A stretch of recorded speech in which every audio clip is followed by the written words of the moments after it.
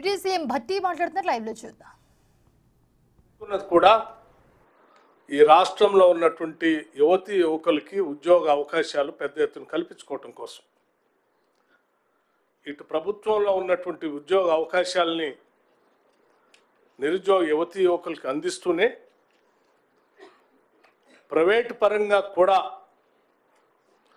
పరిశ్రమలను పెద్ద ఎత్తున తీసుకొని వచ్చి రాష్ట్ర అభివృద్ధికి దోహదపడుతూ నిరుద్యోగ యువతీ యువకులకి ఉద్యోగ అవకాశాలు కూడా కల్పించడం అనేదే ప్రధాన లక్ష్యంగా ముందుకు పోతే ఈ రాష్ట్రం మనం అనుకున్న కలలు నెరవేరుతాయని ప్రగాఢంగా ఇందిరమ్మ ప్రభుత్వం ప్రజాప్రభుత్వం నమ్ముతా ఉంది. దాంట్లో భాగంగానే మీ అందరికీ తెలిసిందే, హైదరాబాద్ పరిసర ప్రాంతాల్లోనే కాకుండా వివిధ రూరల్ ఏరియాస్లో కూడా అభివృద్ధిని విస్తరింప చేయాలనేటువంటి ఆలోచనతోనే కొడంగల్ శాసనసభ నియోజకవర్గంలో ఉన్నటువంటి వికారాబాద్ జిల్లాలో మన లగచర్ల గ్రామం దగ్గర జరిగినటువంటి సంఘటన, లేకపోతే ఆ పరిసర ప్రాంతాల్లో రాష్ట్ర ప్రభుత్వం చేపట్టాలనుకునేటువంటి పారిశ్రామిక అభివృద్ధి గురించి కూడా మీ అందరికీ తెలిసినటువంటి అంశమే. ఈ ప్రభుత్వం ఏర్పడిన దగ్గర నుంచి రాష్ట్ర ముఖ్యమంత్రిగా ఉన్నటువంటి రేవంత్ రెడ్డి గారు బాగా వెనుకబడి ఉన్నటువంటి కొడంగల్ శాసనసభ నియోజకవర్గంలో కూడా పారిశ్రామిక అభివృద్ధి కోసం ఇండస్ట్రియల్ పార్క్స్ని ఏర్పాటు చేసి తద్వారా ఆ పరిసర ప్రాంతాల్లో కూడా ఉపాధి ఉద్యోగ అవకాశాలతో పాటు రాష్ట్ర అభివృద్ధి కోసం ఒక డీటెయిల్డ్ ప్రోగ్రాంతో ముందుకు పోతూ ఉన్నారు. ఈ పోయే క్రమంలో సరే పారిశ్రామికీకరణ, ఇండస్ట్రియల్ పార్క్స్ అంటే తప్పనిసరిగా భూసేకరణ జరగాల్సిందే. సరే, భూసేకరణ జరిగిన క్రమంలో భూమి కోల్పోయేటువంటి రైతాంగ సోదరులకి ఉన్నటువంటి బాధ కూడా మనందరికీ తెలిసిందే. అందులో మరీ ముఖ్యంగా నిరుపేదలు, బలహీన వర్గాలు, దళితులు, గిరిజనులు ఉంటే ఇంకా బాధగా ఉంటుంది. భూమే వాళ్ళకు ఉండదు, ఆ ఉన్నటువంటి భూమి కూడా కోల్పోతున్నప్పుడు తప్పనిసరిగా బాధ ఉంటుంది. ఆ బాధని సంపూర్ణంగా ఇందిరమ్మ ప్రభుత్వం అర్థం చేసుకుంటుంది. అయితే ఈ చేసే క్రమంలో భూమి కోల్పోతున్నటువంటి వారికి ఒక మంచి R&R ప్యాకేజ్ ఇచ్చి ఈ ప్రభుత్వం ద్వారా కావలసిన సహాయ చర్యలన్నీ తీసుకోవాలని చెప్పి రాష్ట్ర ప్రభుత్వం స్పష్టంగా ఆదేశాలు ఇవ్వటం కూడా జరిగింది. భూమి కోల్పోతున్నటువంటి వాళ్ళకి మెరుగైనటువంటి ప్యాకేజ్ ఇవ్వటమే కాకుండా అక్కడ వచ్చేటువంటి పరిశ్రమలో వాళ్ళకు ఉద్యోగ అవకాశాలు కూడా వచ్చేటట్టుగా చేసే ఏర్పాట్లు కూడా చేయటం జరిగింది. అప్పటి వరకు కూడా ఖాళీగా ఉండకుండా ఆయా కుటుంబాలకు సంబంధించిన నిరుద్యోగ యువతీ యువకులు ఎవరైనా ఉంటే వాళ్ళందరికీ ప్రత్యేకంగా తర్ఫీదు ఇచ్చి ప్రత్యేక పరిశ్రమల్లో ఉద్యోగ అవకాశాలు కల్పించడం కోసం కూడా చర్యలు తీసుకోవడం కూడా జరిగింది. ఆల్రెడీ ఆ ప్రాసెస్ కూడా జరుగుతుంది. గతంలో ఎప్పుడు లేనట్టుగా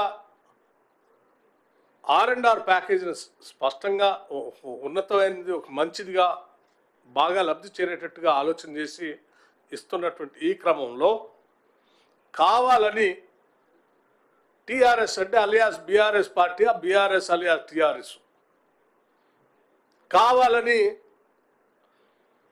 ఒక జిల్లా కలెక్టర్ పైన, లేకపోతే అక్కడ ఉన్నటువంటి ఆర్డీఓ క్యాడర్ అధికారి పైన, ఇంకా ఇతర అధికారుల పైన ఒక కుట్రపూరితంగా ప్రణాళికాబద్ధంగా ప్రజాభిప్రాయ సేకరణ జరిగేటువంటి క్రమంలో ఒక ముందుగా వేసుకున్నటువంటి ప్లాన్ ప్రకారం మీరు కొద్దిమంది అరాచక శక్తులను అక్కడ పెట్టి వాళ్ళని అమాయకులైనటువంటి గిరిజనులను రెచ్చగొట్టి తద్వారా వాళ్ళు దాడి చేసేటట్టు ప్రక్రియను మీరు సృష్టించి ఈ ప్రభుత్వం ఏదో తప్పు చేస్తున్నట్టుగా ఒక భ్రమలు కల్పించడం కోసం చేసే ప్రక్రియ తీవ్రంగా ఖండిస్తూ ఉన్నాను.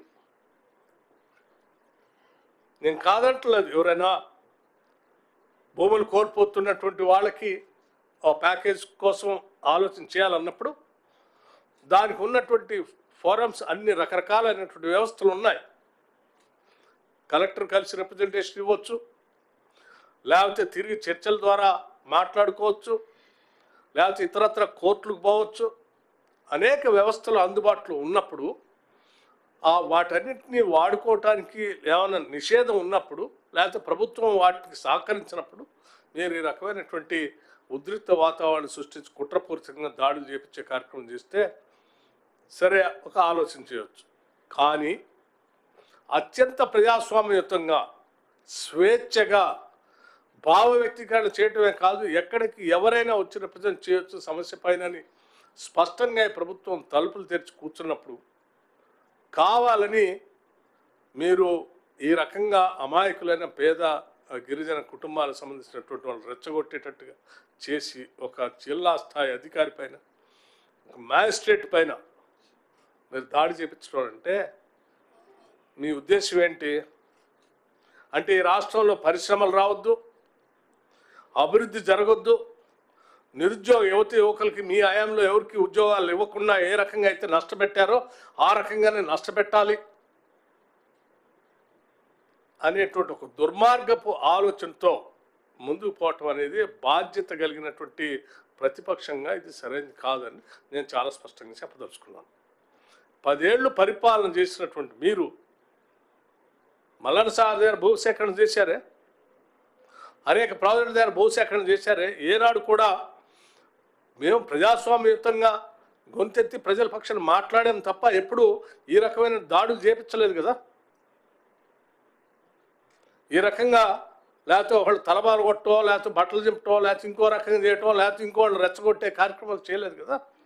న్యాయస్థానాలు ఆశ్రయించారు, యంత్రాంగం దృష్టి తీసుకొచ్చారు, పత్రికల ద్వారా ప్రజలకు తెలియజెప్పారు, ఉన్న వ్యవస్థలన్నింటినీ వాడి మేము దృష్టి తీసుకొచ్చాం. ఏనాడు ఇటువంటి దుర్మార్గ కార్యక్రమాలు చేయలేదే. ఎందుకు ఈరోజు మీరు ఇటువంటి దుర్మార్గ కార్యక్రమం చేస్తూ ఉన్నారు? ఒక కలెక్టర్ మీద దాడి చేపిస్తే ఇక ఏ జిల్లాలో కూడా ఎటువంటి పరిపాలన సంబంధమైనటువంటి కార్యక్రమాలు జరగకుండా భయభ్రాంతులు సృష్టిద్దామని అనుకుంటున్నారేమో చాలా స్పష్టంగా చెప్తా ఉన్నాం. ఈ ప్రభుత్వం అత్యంత ప్రజాస్వామ్యయుతంగా ఉంటుంది, అలాగే చట్టాన్ని అమలు చేసే ప్రక్రియలో కూడా చాలా స్పష్టంగా ఉంటుంది. మీ కుట్రలు ఈరోజు దాడి చేసినటువంటి ఆ వ్యక్తి మీ పార్టీకి సంబంధించిన వ్యక్తి అని మీరు ప్రకటన కూడా చేసుకున్నారు. ప్రకటన చేసి ఏమన్నా తప్పు జరిగింది, పొరపాటు అయింది అని ఏమన్నా సంజాషి ఇచ్చారా సమాజానికి కానీ ప్రభుత్వానికి కానీ అంటే లేదు. అదేదో గొప్ప పని అయినట్టుగా చేస్తా ఉన్నాను. నేను అడుగుతా ఉన్నాను, 10 సంవత్సరాలు ఈ రాష్ట్ర ముఖ్యమంత్రిగా చేసిన కేసీఆర్ గారిని అడుగుతా ఉన్నాను. మీరు ఈరోజు ప్రతిపక్షంలో ఉన్నారు, ఇది కరెక్టా? మీరు బయటకు వచ్చి మాట్లాడండి. మీకు బాధ్యత కలిగిన ముఖ్యమంత్రిగా 10 సంవత్సరాలు చేశాను. ప్రభుత్వంలో ప్రభుత్వ కార్యకలాపాలు నిర్వహించేటువంటి ఒక అధికారి పైన ఈ రకంగా చేతులు చేసి లేకపోతే దాడి చేసే కార్యక్రమం ఎడుదారి తీస్తూ ఉంది. ఏం చేద్దాం అనుకుంటున్నారు మీరు? ఇది తీవ్రంగా మేము పరిగణ తీసుకుంటున్నాం. రాష్ట్రంలో ప్రభుత్వ కార్యకలాపాలు నిర్వహించేటువంటి అధికారులందరూ కూడా విజ్ఞప్తి చేస్తున్నాం. ఎవరు ఉద్యోగ కార్యకలాపాల్లో మీ వృత్తి చేసే క్రమంలో ఎవరు మిమ్మల్ని ఇబ్బంది పెట్టినా, ఈ రకమైనటువంటి దుర్మార్గపు కుట్రపూరితమైనటువంటి ఆలోచనతో కావాలని చేసినా కానీ ఈ ప్రభుత్వం చూస్తూ ఊరుకోదు. మీ మీ మీ విద్యుత్ ధర్మాన్ని మీరు నిర్వర్తించుకుంటూ ప్రజలకి సేవ చేసే కార్యక్రమంలో ముందుకు నడవలసిందిగా వారికి విజ్ఞప్తి చేస్తూ, ఇటువంటి వాటిని నేను తీవ్రంగా ఖండించడమే కాకుండా చట్ట ప్రకారంగా కఠినమైనటువంటి చర్యలు కూడా తీసుకుంటామని కూడా చాలా స్పష్టంగా చెప్తా ఉన్నాం. అట్లాగే మీకు ఎప్పుడు అధికారం కోల్పోయినా కావాలని అమాయకులైనటువంటి దళిత గిరిజనుల్లో లేకపోతే బలహీన వర్గాల్లో నిరుపేద ప్రజలను రెచ్చగొట్టడం, అందులో నుంచి మీరు లబ్ధి పొందడం కోసం ప్రయత్నం చేయటం, మీకోసం అమాయకులైనటువంటి ప్రజలు బలి కావాలి.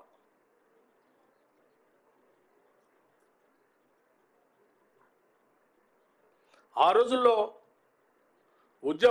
తెలంగాణ ఉద్యమం జరిగేటప్పుడు కూడా అమాయకులైనటువంటి పేద బడుగు బలహీన వర్గాలకు సంబంధించిన చదువుకునేటువంటి విద్యార్థుల్ని రెచ్చగొట్టి వాళ్ళు ప్రాణాలు కోల్పోయేటట్టుగా చేశారు. మీరు మాత్రం ఎవరికేం కావాలా మీకు ఇవాళ మళ్ళీ మీకు ఉద్యోగం అయ్యే వారికి మళ్ళీ వచ్చి జనాలను రెచ్చగొట్టే కార్యక్రమం చేసి ఈ విధమైన దుర్మార్గ కార్యకలాపాలు చేస్తూ ఉన్నారు. ఏదంటే ఈ ప్రభుత్వాన్ని ప్రజలు తిరస్కరించట్లే. ఇక్కడ మీకు చాలా స్పష్టంగా మీ కార్యకర్తే ప్రజలు కోరుకుంటున్నారు అభివృద్ధిని, ఉద్యోగాలు కావాలని కోరుకుంటున్నారు, పరిశ్రమలు రావాలని కోరుకుంటున్నారు.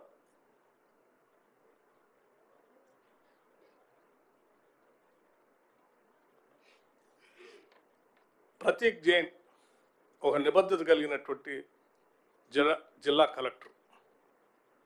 ఐటీడీఏలో అమాయకులైనటువంటి గిరిజనుల కోసం ఒక మంచి కార్యాచరణ పథకంతో పనిచేసి భద్రాచలం పరిసర ప్రాంతంలో మంచి పేరు తెచ్చుకొని వచ్చినటువంటి అధికారి, నిత్యం పేద ప్రజల కోసం పనిచేసేటువంటి అధికారి. ఆయన్ని ప్రజలతో మాట్లాడాలా లేకపోతే భూసేకరణ సంబంధించిన దానిపైన చర్చ జరపాలంటే ప్రజల పక్షాన్ని నేను ఉన్నానని వచ్చాడు. ప్రభుత్వం కూడా అదే చెప్తుందని వచ్చాడు. వచ్చినటువంటి వ్యక్తితో మీరు కూర్చొని మాట్లాడి ఏం కావాలో ప్యాకేజ్ అని అడగాల్సిందిపై దాడి చేస్తారా?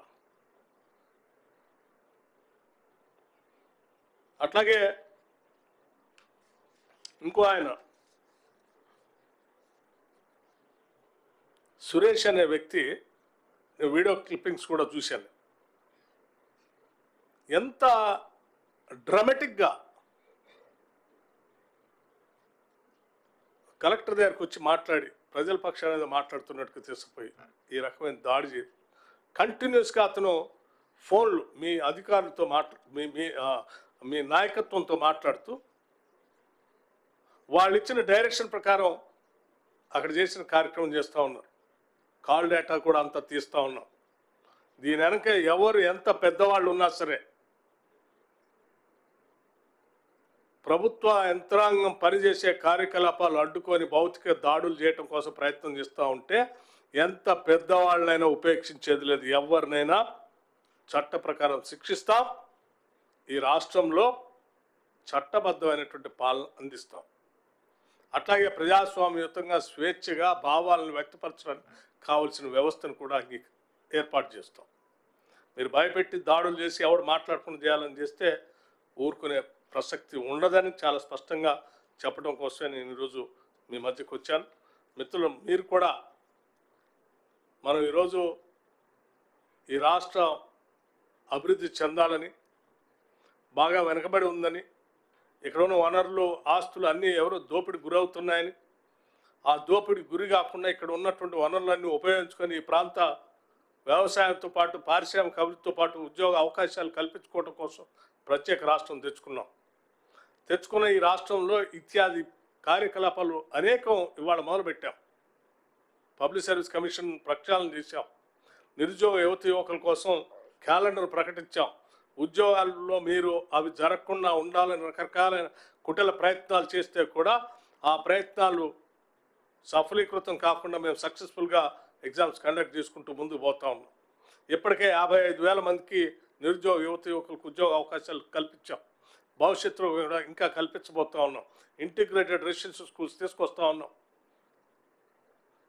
రకరకాలైనటువంటి స్కిల్ యూనివర్సిటీ తీసుకొస్తా ఉన్నాం. అడ్వాన్స్డ్ టెక్నాలజీ సెంటర్స్ని 65 అడ్వాన్స్డ్ టెక్నాలజీ సెంటర్స్ని రాష్ట్రంలో ఏర్పాటు చేస్తూ ఉన్నాం. వీటితో పాటు ఈ పరిశ్రమలు కూడా తీసుకొని వస్తే ఇంకా ఉద్యోగ అవకాశాలు వస్తాయనే ఆలోచనతో ముందు పోతున్నాం. తప్పనిసరిగా ఆ పరిసర ప్రాంతంలో మంచి అభివృద్ధి కార్యక్రమాలతో పాటు పరిశ్రమలతో పాటు అక్కడ ఉన్నటువంటి రైతులకు కానీ భూములు కోల్పోయినటువంటి వాళ్ళకి కానీ మంచి R&R ప్యాకేజ్ ఉంటుందని, దానికోసం మీరు ఏ స్థాయిలో ఎవరితో మాట్లాడటానికైనా సిద్ధంగా ఉన్నామని, ఇటువంటి దాడులు చేసేటువంటి వాళ్ళపైన మాత్రం కఠిన చర్యలు తీసుకుంటామని చాలా స్పష్టంగా చెప్పదలుచుకున్నాం.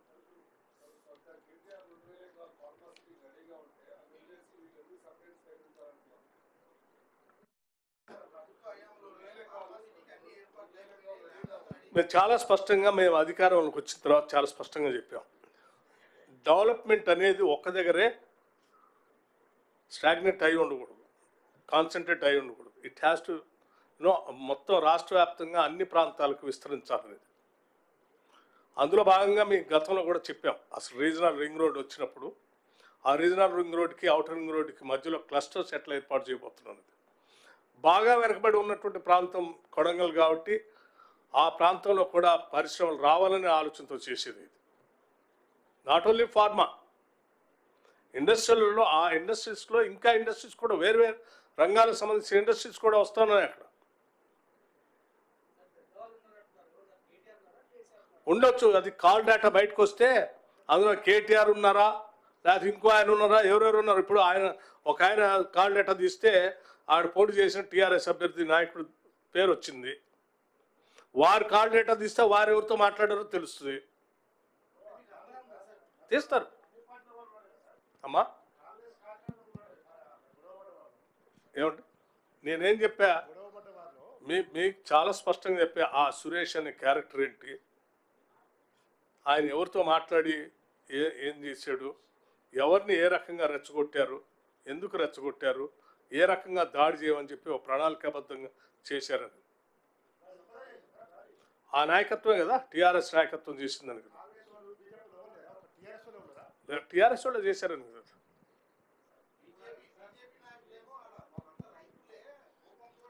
నేను అది కూడా చెప్పా మీకు. అమాయకులైనటువంటి రైతులే వాళ్ళు, అమాయకులైన రైతులే. ఆ రైతులను ఆ రకంగా రెచ్చగొట్టి ప్రోత్సహించి మీకు ఉదాహరణ కూడా చెప్పా. గతంలో వీళ్ళు ఏం చేశారో మళ్ళీ ఇదే చేస్తున్నారు. చనిపోయిన వాళ్ళే వాళ్ళు రాజకీయ లబ్ధి పొంది 10 ఏళ్ళు పాలన చేసి పదవులు అనిపించిన వాళ్ళు వీళ్ళు. పాపం వాళ్ళు అమాయకులైన రైతులు. వాళ్ళకి మంచి R&R ప్యాకేజ్ ఇవ్వాలని ప్రభుత్వం ఆలోచనిస్తూ ఉంటే వాళ్ళ రెచ్చగొట్టి జిల్లా కలెక్టర్ మీద దాడి చేపించి వాళ్ళు నష్టపోయేటట్టు చేసి వీళ్ళు లబ్ధి పొందడం కోసం ప్రయత్నం చేసి ప్రభుత్వం మీద బురద జల్లి ప్రజలకి అంతిమంగా పరిశ్రమలు రాకుండా, ఉద్యోగాలు రాకుండా, అభివృద్ధి లేకుండా చేయాలనే కుట్ర ఇది.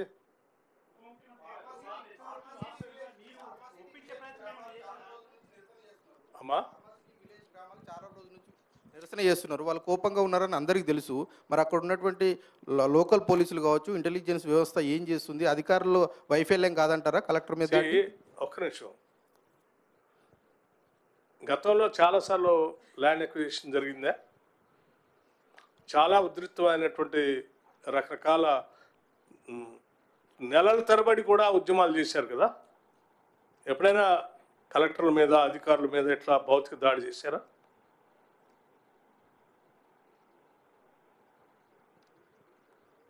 సార్, మీ మిత్రపక్షం కమ్యూనిస్ట్ పార్టీలు మాట్లాడుతూ మూసీ ప్రక్షాళన చేస్తున్న కాంగ్రెస్ పార్టీ మూసీ కంటే డేంజర్ అయిన ఫార్మాసిటీని ఎందుకు ప్రోత్సహిస్తుంది? జనావాసాల మధ్య ఫార్మాసిటీని పెట్టాల్సిన అవసరం ఉంది, జనావాసాలకు దూరంగా పెట్టచ్చు కదా అని చెప్పి సిపిఐ నేతలు మాట్లాడుతున్నారు. సార్ ఫైన్, వాళ్ళు చెప్పింది కూడా కరెక్టే కదా. అందుకే ప్రభుత్వం ఒక దగ్గర కాకుండా అక్కడక్కడక్కడ క్లస్టర్స్గా తయారు చేసి పెడతాం. ఒకటే దగ్గర పెడితే ఆ పొల్యూషన్ కాన్సన్ట్రేషన్ పెరిగి నష్టం జరుగుతుందనే కదా.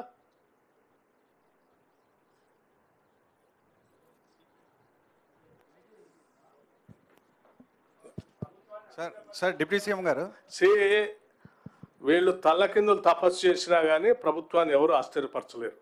ఈ కేటీఆర్ కాదు, కేసీఆర్ కాదు, హరీష్ రావు భూమి ఆకాశం ఏకం చేసి కింద పైన తల్లకిందులు తపస్సు చేస్తే కూడా ఏం కాదు. మీరేదో ఢిల్లీ పోయి, దేని పోయారంటే ఢిల్లీ ఎవరి కోసం పోయినవాడు? ఢిల్లీ ఎవరిని కలిసావు? ఏం చేద్దాం అనుకుంటున్నావు? నువ్వు పోయి అక్కడ పోయి నువ్వు చేసిన తప్పిదాలన్నింటినీ కప్పిపుచ్చుకోవటం కోసం, లేకపోతే గవర్నర్ దగ్గర ఉన్నటువంటి పర్మిషన్ ఏదో మాట్లాడుకోవటం కోసం ఢిల్లీ పోయి ఆడ మాట్లాడుకొని మళ్ళీ ఆడ స్టేట్మెంట్, మహారాష్ట్రలో మేము ఏది ప్రజా వ్యతిరేకమైన కాంగ్రెస్ ప్రభుత్వాన్ని, కాంగ్రెస్ పార్టీకి వ్యతిరేకంగా ఓటేయండి అని. ఏంది? నువ్వే కదా బీఆర్ఎస్ పార్టీ పెట్టి, టీఆర్ఎస్ నుంచి బీఆర్ఎస్ పార్టీ పెట్టి మహారాష్ట్రలో ఈ దేశాన్ని పీడిస్తున్నటువంటి బీజేపీకి వ్యతిరేకంగా దేశవ్యాప్తంగా నా పార్టీతో ఎన్నికల్లో పాల్గొని గెలిచి దేశాన్ని ప్రత్యామ్నాయం ఇస్తావు, నేను మహారాష్ట్రలోంచే మొదలు పెడతానని చెప్పిన ఆయన నువ్వు ఇవాళ ఎన్నికలు నువ్వు ఎందుకు పోటీ చేయట్లేదు? మహారాష్ట్రలో పోటీ చేయకపోగా కాంగ్రెస్ పార్టీకి వ్యతిరేకంగా ఓటేయమని చెప్తున్నావు. ఎవరికి ఓటేయమని చెప్తున్నావు? మరి అట్లయితే కాంగ్రెస్ వ్యతిరేకంగా ఓటేయమని చెప్తుంటే నువ్వు ఎవరికి ఓటేయమని చెప్తున్నావు? బీజేపీకి ఓటేయమనే కదా. బీజేపీకి ఓటేయమని నువ్వు నిన్నటిదాకా బీజేపీని తిట్టినావు, నువ్వు సడన్గా బీజేపీకి ఓటేయమని ఎట్లా చెప్తున్నావు? దేనికోసం మీకు ఆ ఢిల్లీలో జరిగిన మంతనాలు ఏంటి? మీ ఇద్దరి మధ్య వచ్చినట్టు ఒప్పందం ఏంటి? సార్ డిప్యూటీ సీఎం గారు, జనరలీ దిస్ పబ్లిక్ హియరింగ్స్లో అడిక్వేట్ పోలీస్ ఫోర్సెస్ డిప్లాయ్ చేస్తాం కదా sir. In this case why it was not followed sir? See the district collector ప్రజల మీద నమ్మకంతోనే ఉంటాడండి ఎప్పుడైనా. కానీ మీరు ఈ రకమైన కుట్ర చేసి దాడి చేపిస్తారని అనుకోరు కదా. బాధ్యత కలిగిన నాయకులు కదా మీరు. సార్ ఇప్పుడు డిప్యూటీ సీఎం గారు కేటీఆర్ గారి ఢిల్లీ టూర్ మీద మీకు అనుమానాలు ఉన్నాయి. అనుమానాలు కాదు, ఉన్నది చెప్పాను కదా. ఒకటి. రెండోది ఏంటంటే ప్రభుత్వం పంపిన ఫైలు 15 రోజులుగా రాజ్భవన్ ఉంది. దీనికి దానికైనా లింక్ ఉందని మీకు డౌట్ ఉందా?